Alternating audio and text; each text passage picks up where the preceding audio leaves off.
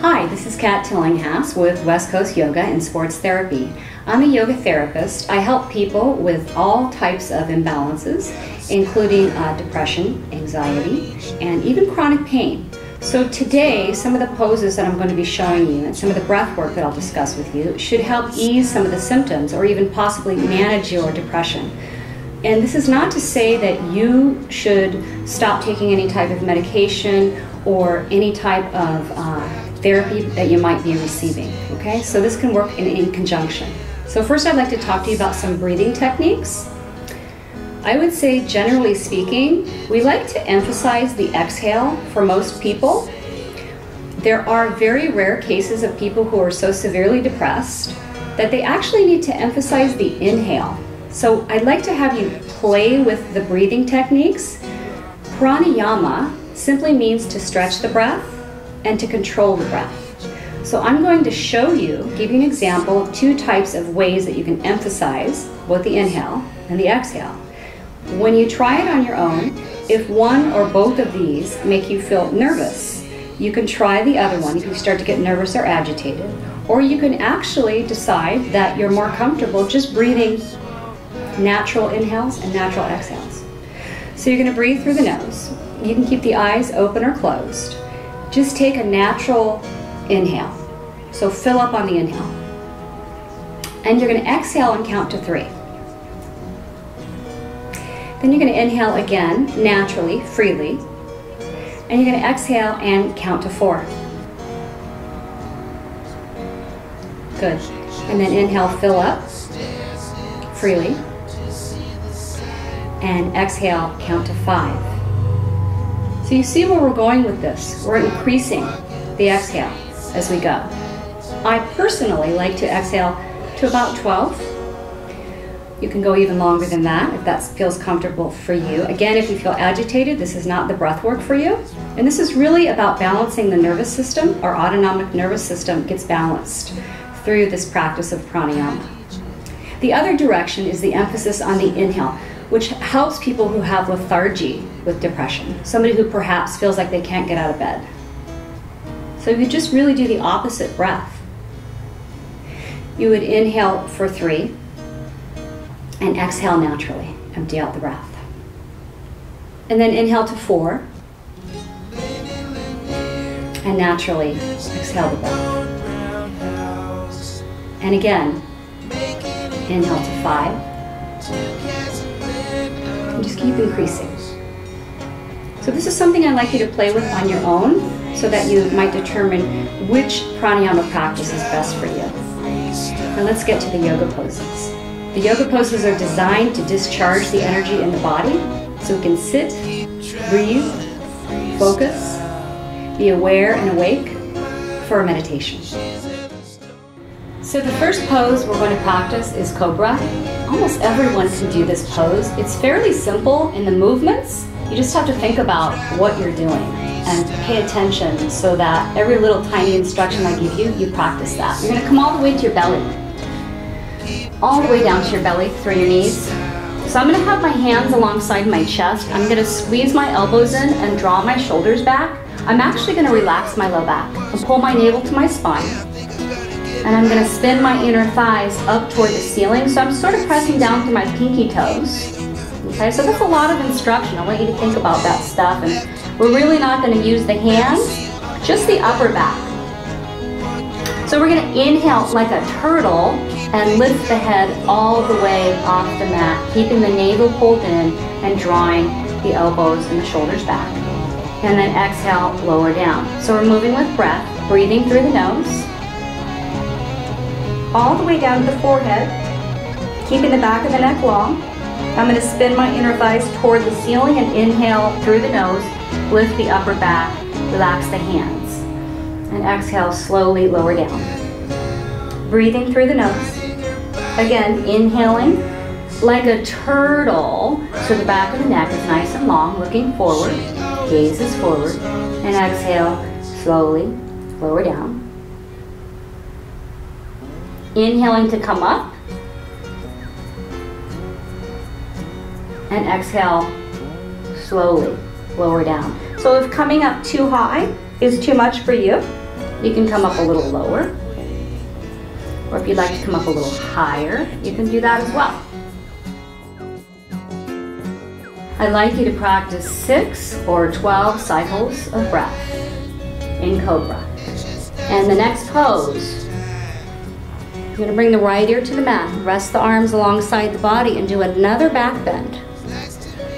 So I'm going to press down through my pubic bone and peel my heart and chest off the mat and extend my fingertips back behind me, lift my legs, lift my upper back.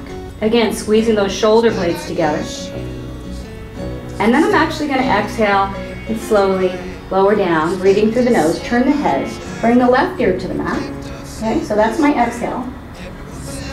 On the inhale, peel the heart and chest off the mat. Extend those fingertips toward the back wall, lift the legs. Feet are about hip distance apart, guys. And then exhale, slowly turn the head and lower down.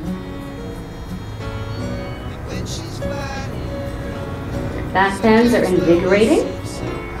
I recommend doing this practice in the earlier part of the day to get you going for the day.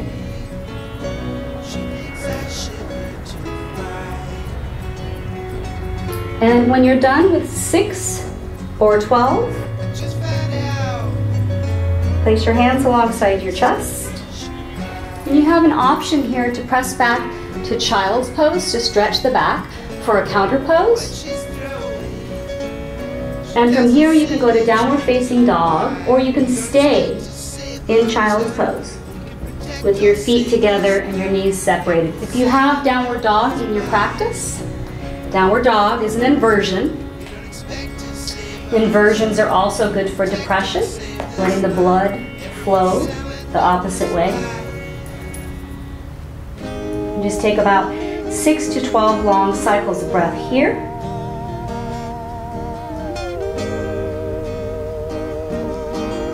And remember, all that breathing sets up the autonomic nervous system for balance. So we'll come to the next pose, which is a standing pose. Okay, so for our standing pose, we're going to do Warrior One. It's a variation of Warrior One. Your hips are facing the front of the mat. I'm going to step my left leg back just about one of my legs distance. Bend my front knee 90 degrees. Press down evenly through my feet. My left toes are pointing out to protect the knee. This is standard Warrior One, but for depression specifically, we're going to change it up a little bit by coming into goalpost arms. So we can take that rounding and that slouching out of the upper back. Inhale, draw the shoulders back and look up. Keep the back of your neck long. So we're also massaging the thyroid and the parathyroid as we tilt the head back, keeping the neck long. That's your inhale. And then as you exhale, we'll just release it with the arms down by the side and soften and straighten the front leg. And we'll do it again. Inhale. Draw those elbows back so you can really open and strengthen the upper back muscles. And then exhale to release. So you can see I'm doing this really slowly, which is going to, again, get us into balance in the nervous system.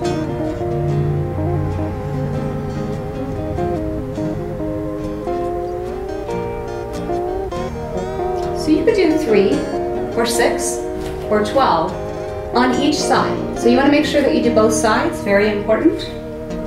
Step my right leg back, just about one of my legs distance, bend the front knee. Inhale, Warrior One proper. I'm going to stay here to exhale. Watch that front knee, guys, stacking over the ankle. Draw the elbows back. Massaging thyroid, parathyroid, right? Balancing endocrine system. That helps with all types of depression. Our endocrine system, our glands, everything is supportive of each other. The way that we think, the way that we feel, all has to do with the way we breathe and the way we move our bodies. And then when we're done with both sides of Warrior One, if you have a headstand practice, I'd like you to practice going upside down in a headstand. However, if you don't have a headstand practice, you might want to play with it by coming up to the wall. So I do have a regular headstand practice. For me, it's easy to do it away from the wall. And we do like to go upside down. We know that this cleanses the body. in yoga. And that cleansing of the body is going to be a neurological cleanse as well. So you'll be thinking a little clearly, a little more clearly after you practice a headstand. First I came from California.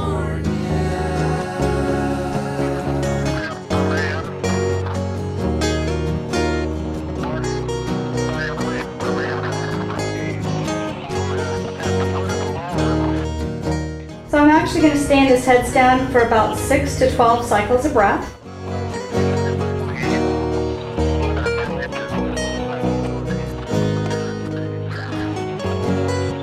Again, the headstand is very cleansing for the toxic waste in the body.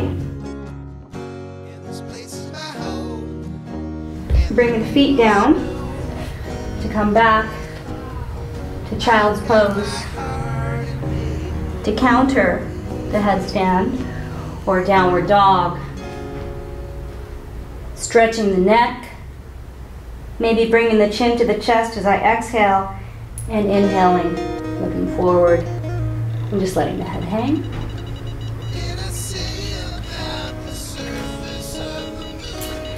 From here we're going to do a twist.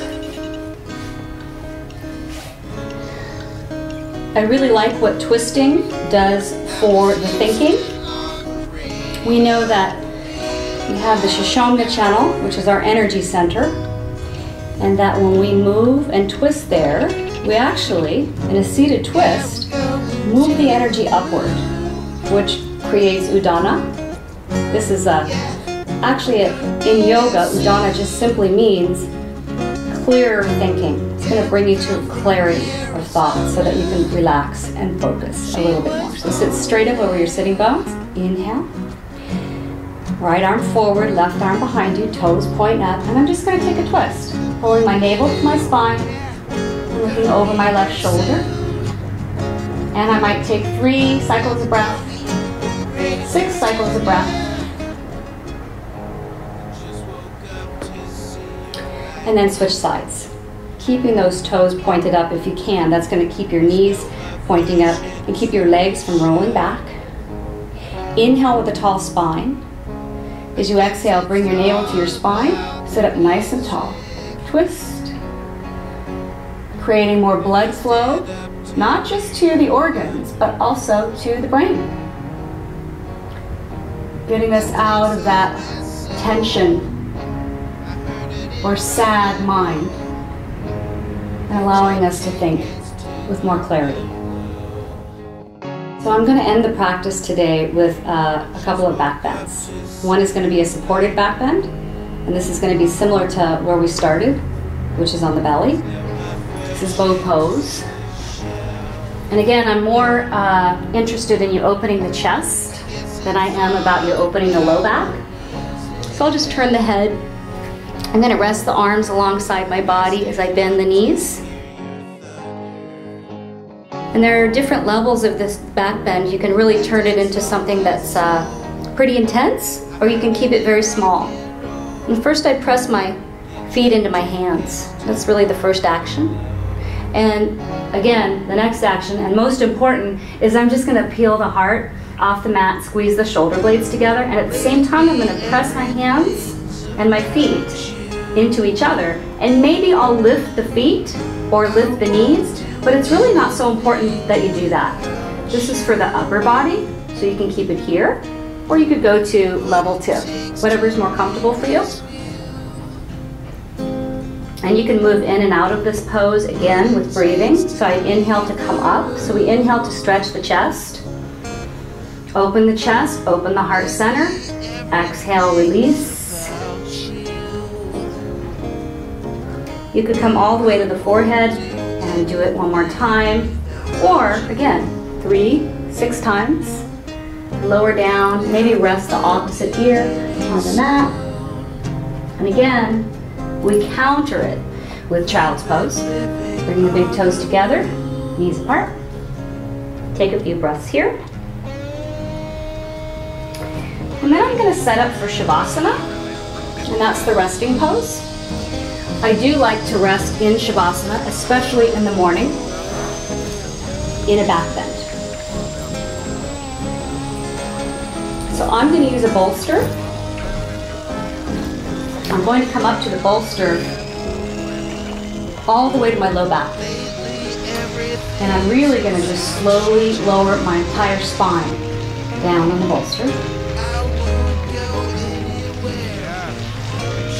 And this would be the final chest heart opener. You can straighten the legs if you like. Just releasing any tension and starting to let go of the breathing. Close the eyes.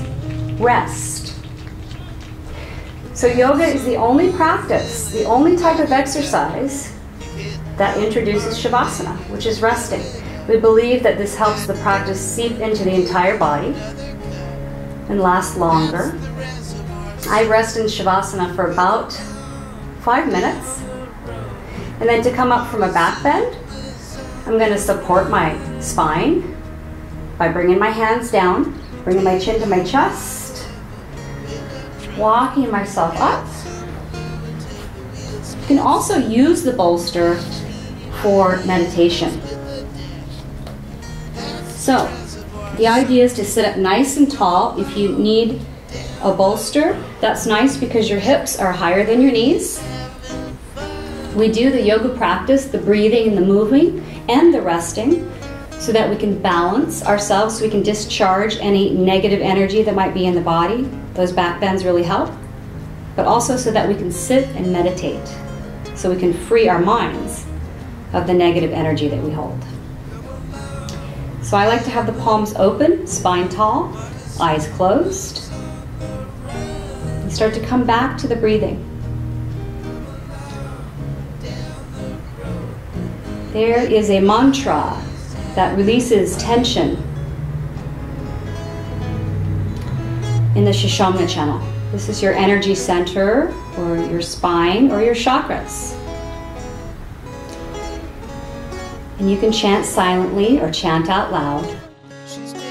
But this is a lovely mantra that reduces depression. Rama dasa sa se soham. Rama dasa sa se soham.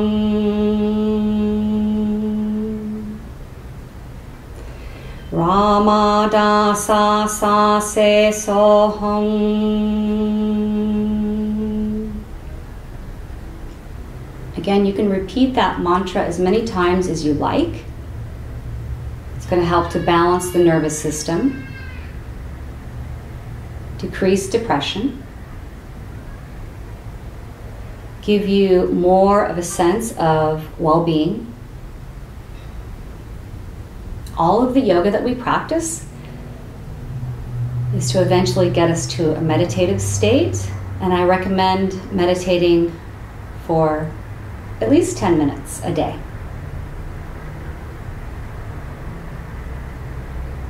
I just would like to remind you that yoga therapy was intended for individuals or small groups, so today we just skimmed the surface of yoga therapy, and I hope that if you practice this consistently on a daily basis, that you'll find that your depression begins to ease or completely go away.